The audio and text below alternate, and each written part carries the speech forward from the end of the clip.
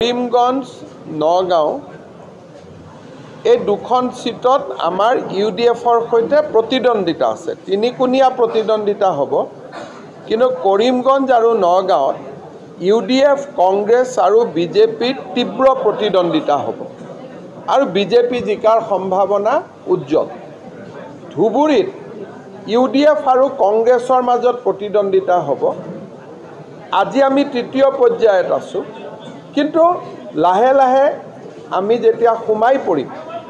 হয়তো ভাল হোৱাৰ সম্ভাৱনা থাকিব কিন্তু এই মুহূৰ্তত যেটো ইউডিএফৰ ফালৰ পৰা কোৱা হৈছে যে তিনিখন আসনত তেওঁলোক প্ৰতিদ্বন্দ্বিতাত থাকিব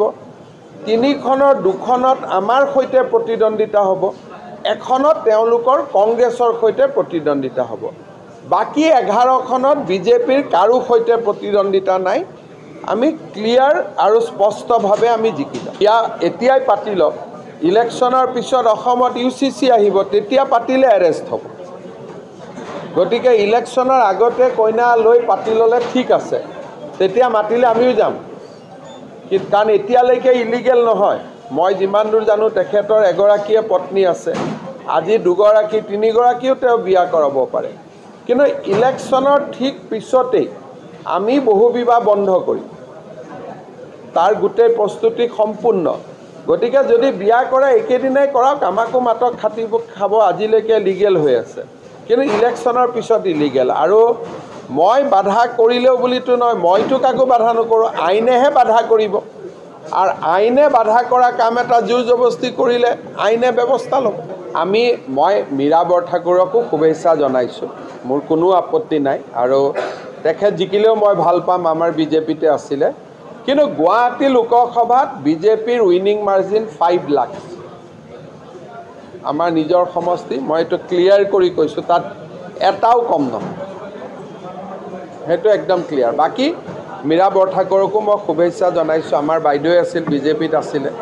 আৰু মোক প্ৰথম বিজেপি আনোতে বাইদেউ যথেষ্ট আগভাগ লৈছিলে গতিকে মই কোনো তাত মোৰ কোনো বেয়া পোৱাপুই নাই কিন্তু কংগ্ৰেছ জিকিব নোৱাৰে 60,000 লিড ল'ম 60,000 লিড ল'ম আৰু মাজুলীত 1 তাৰিখে আপোনালোকে দেখিব মানুহৰ বহুত মৰম আৰু বিজেপিয়ে যি কৈছে সেইটোকে মাজুলীক লৈ কৰিছে মাজুলী জিলা বিজেপিয়ে কৰিলে মাজুলীৰ নামটো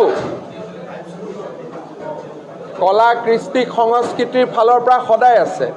কিন্তু বিকাশৰ বুৰঞ্জীত মাজুলীৰ নামটো কোনে আনিলে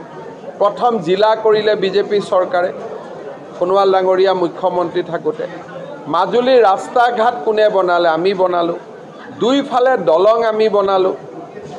এটা ভৱিষ্যতলৈ মাজুলী মানে আশা কৰিছে যে কেতিয়াবা আমাৰ ইয়াত এখন মেডিকেল কলেজো হওক